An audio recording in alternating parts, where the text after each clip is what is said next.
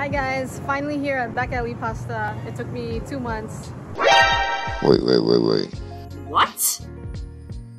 I had to reserve a table 2 months ago, so I'm really excited to be here because yeah, it's the talk of town right now.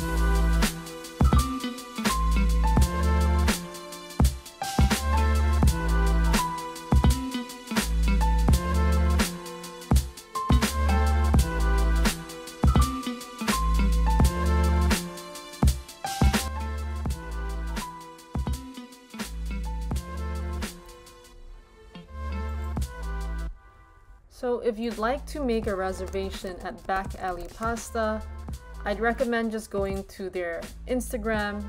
On their Instagram, you can see everything like in terms of their dishes, what they look like. They also have the link for booking your reservation. They're using Let's Umay, which is really great.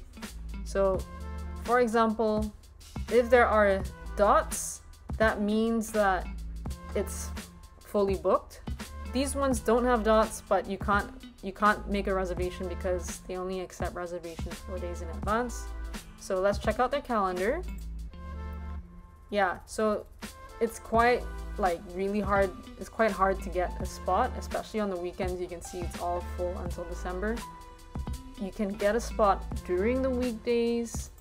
Like you can get at 5:30. It's not really an ideal time for dinner, but if you like early dinners, then these are the slots you can get. So the izakaya wall seats are in the kitchen, but they're like facing the wall.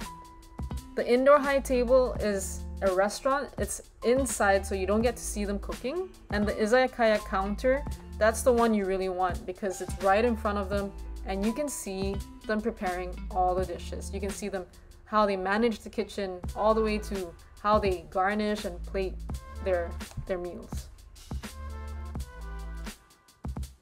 Yeah, so overall it was a great experience. Like I would recommend that you try it out at least once.